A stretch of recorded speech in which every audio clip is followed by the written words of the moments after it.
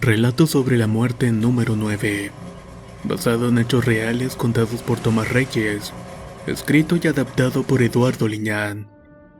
Yo vivo en Belén, en la provincia de Catamarca, Argentina. Mi nombre es Tomás y he vivido toda mi vida en ese pueblo provinciano rodeado de montañas y tradiciones propias de la región. Sin embargo, aquí también se tejen historias de índole paranormal, las cuales solo conocía de oídas por conocidos o algún familiar lejano que platicaba experiencias en reuniones familiares. Eso habría de cambiar el día que se me ocurrió algo que cambió mis creencias sobre estas cosas, y que despertó en mí una serie de habilidades que a la postre serían una maldición. Todos estos eventos comienzan en mi infancia. Fui el primogénito de la familia y primer nieto de la abuela, la cual se desvivía por mí. Nunca llegué a conocer a mi padre o su familia, así que vivía con mi madre y mis abuelos, que fueron los que me criaron. Antes de nacer, ellos habían emigrado de Buenos Aires hasta la región de Catamarca. Todo debido a que comenzó una serie de eventos desafortunados que hundieron a mi familia en muchas calamidades, ya que pasó de ser una adinerada familia en la capital a ser una de escasos recursos y pobre, que muy apenas vivía al día. Y todo esto a raíz de la enfermedad de mi abuela Titi. En aquel tiempo le diagnosticaron un tipo de cáncer bastante raro, el cual hizo que sus huesos se hicieran porosos y al mínimo contacto estos se quebraran, causándole mucho dolor. Siempre la mantenían sedada para aliviarla un poco y estaba desahuciada. Mi abuelo trabajaba en una compañía de zapatos en un alto puesto y al agotar todas las posibilidades, los médicos le recomendaron mudarse a una región más cálida y seca para poder aumentar las expectativas de vida de la abuela, ya que realmente no había tratamiento para curarla y aún con la quimio era inevitable de que ella muriera. Así decidieron mudarse a Catamarca por su clima árido y desértico. Además de que mi abuelo tenía un terreno en esa región, por lo cual le comenzó a mandar dinero a su tía para que construyera una casa. La intención es que estuviera lista para cuando nosotros nos mudáramos. Pasó mucho tiempo y mi abuela no podía más con su enfermedad, por lo que se tomó la decisión de irse a Belén de improviso. Al llegar con tristeza e impotencia, mi abuelo descubrió que la tía no hizo gran cosa en el terreno y el dinero se lo había gastado. La hermosa casa que todos imaginaban no era más que paredes sin revocar y sin puertas ni ventanas, además de que estaba todo lleno de maleza y basura. Invadidos por la decepción y la impotencia, se tomó la decisión de que mi abuela y mi madre se fueran a Chuchuy con unos parientes. Mi abuelo junto con unos tíos se quedarían en la casa para poder limpiarla y hacer lo posible para que quedara en mejores condiciones. Pero lo preocupante era que ya no se contaba con mucho dinero, así que tomaría algo de tiempo para poder hacer algo. Tiempo que lógicamente mi abuela no tenía. A las pocas semanas el abuelo consiguió un trabajo de minero en la lumbrera. Con lo que ganaba levantó la casita y cuando estuvo en condiciones de ser habitada se trajo a mi madre y a mi abuela, la cual se agravó un poco por el clima húmedo y tropical de Chuchuy, así que constantemente era atendida todo el día por mi madre. Ese pequeño lapso de felicidad de estar juntos de nuevo duró una semana, ya que despidieron al abuelo de la mina sin indemnizarlo. Ahí comenzaron a penar de nuevo por la falta de dinero. En ese tiempo nazco yo y mi abuela, desde que llegué a este mundo, tuvo un apego tan fuerte conmigo que le dio fuerzas para continuar adelante, rompiendo los pronósticos de vida y duró más tiempo. Prácticamente yo fui su luz. Las calamidades no cesaban y llegamos al punto de vivir en la miseria y tener que robar comida y animales de los vecinos para poder comer. Aunado a ello, las medicinas de la abuela eran costosas y la esperanza había abandonado a la familia. Con altibajos, la abuela se negaba a morir y a vivir lo más posible por atenderme. Llegó un punto de inflexión en esta historia cuando nace mi hermano. Yo tenía 6 años, y un poco de prosperidad se asomó en nuestras vidas, pero eso duró muy poco.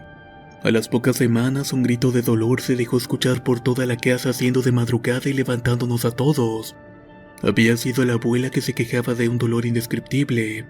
Al atenderla entre llantos dijo algo que no entendí del todo, y es que afirmó haber visto una sombra o una negrura que se formó en la oscuridad y la envolvió toda. Sintió una gran presión en su cuerpo al punto de hundirla en su cama, y fue tanta la fuerza de la presión que terminó rompiendo su cadera. Por esta razón fue llevada inmediatamente de emergencia al hospital. A partir de ahí entraba y salía de urgencias, pero fue la última vez que ingresó cuando me di cuenta de que algo no estaba bien. Ella afirmaba que algo la acosaba y que podía sentir algo. La primera vez que pudo hacerlo fue al estar entubada en uno de los cuartos cerca de los baños. Esto por las noches después de haber sentido un fuerte olor a azufre.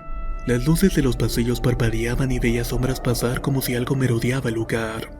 Una de esas noches en que podía percibir algo, notó que ingresaron a una mujer que había tenido un accidente de motocicleta quebrándose ambas piernas. Entre sueños ella le contó a mi madre que una aparición de manto negro había venido por la joven, y que antes de amanecer extrañamente vio como los médicos daban el parte de que había fallecido por un paro cardíaco.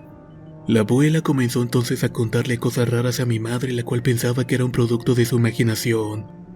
Esto probablemente por las drogas que recibía diariamente.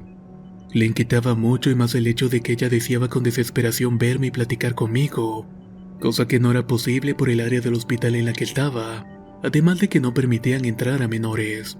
La abuela la describía como una mujer de manto negro que deambulaba por los pasillos y surgía de la pestilencia de los baños, y que ésta tenía la intención de llevársela pero que no podía verle rostro. Siempre andaba rengueando y apoyada en algo como si fuera un gran cayado. Mi madre nunca creyó en estas afirmaciones, ni en el deseo obsesivo de la abuela por cambiarse de cuarto para no ser acosada por esta aparición. Cierta noche que mi madre fue a cuidarla, ingresaron al cuarto compartido dos mujeres por diversos motivos, una de ellas por una operación en el apéndice y la otra por una crisis nerviosa. Siendo de madrugada, mi madre salió a buscar agua para darle a mi abuela y recorrió el pasillo hasta llegar a la estación de enfermeras. Mientras tomaba el agua, repentinamente las lámparas del pasillo comenzaron a apagarse, una tras una desde el baño hasta el otro extremo, y un frío extraño se dejó sentir en toda el área. De algún modo, mi madre al ir de vuelta al cuarto vio como una extraña sombra se metía a la habitación. Esto hizo que tirara el agua mientras corría para ver qué era lo que estaba pasando. Cuando llegó, mi abuela aún dormía al igual que las otras mujeres. Al entrar en la habitación, todas las luces se encendieron y ella extrañamente no supo más qué hacer, así que solamente se quedó cerca de la abuela durante toda la madrugada hasta el amanecer. Esa misma mañana, y con espanto, las enfermeras descubrieron que las mujeres que habían ingresado la noche anterior estaban muertas. Ambas habían simplemente dejado de respirar durante la madrugada. Se hizo un gran escándalo sobre estos hechos e hicieron un montón de preguntas, mismas que quedaron sin respuesta.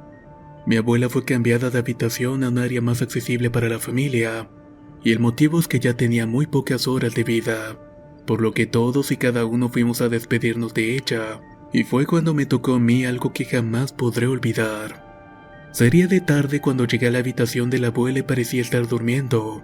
Estaba conectada a una máquina y con un respirador, y en ese momento entendí por qué mi madre no me permitía verla, y es que esa imagen triste y deplorable de la abuela me acongojó.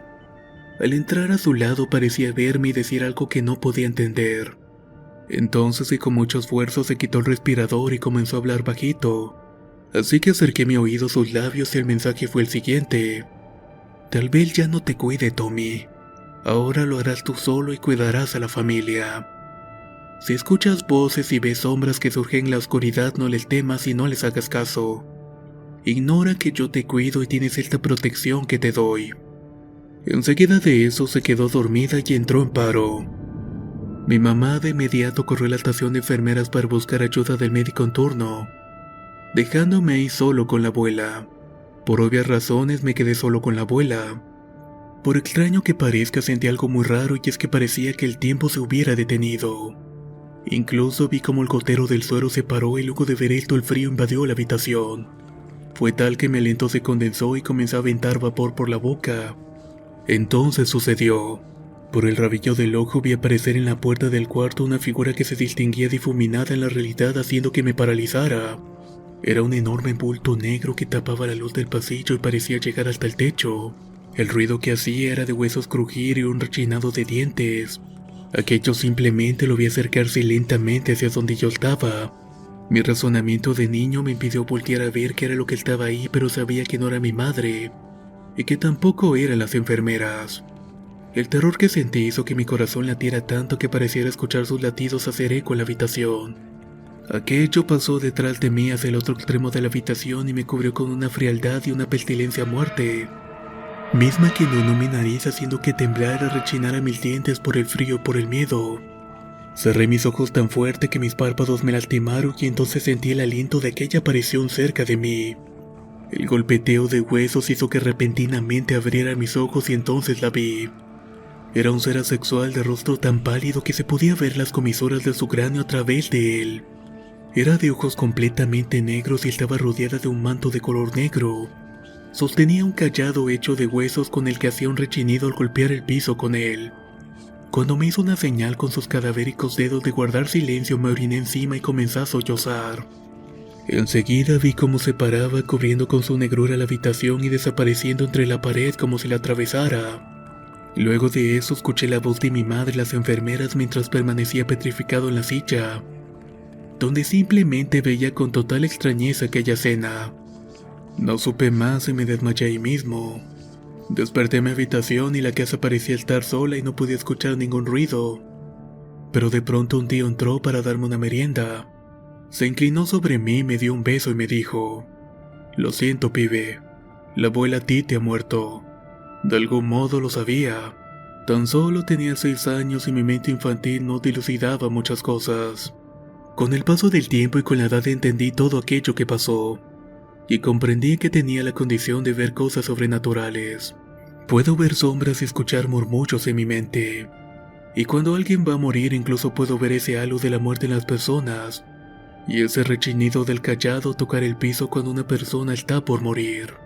Al principio es horrible, pero después simplemente aceptas que la muerte es inevitable. Relato sobre la muerte número 9. Basado en hechos reales contados por Tomás Reyes. Escrito y adaptado por Eduardo Liñán. Si quieres conocer más historias del mismo autor, te invito a visitar el enlace que dejaré en la descripción del video. Nos escuchamos en el próximo relato.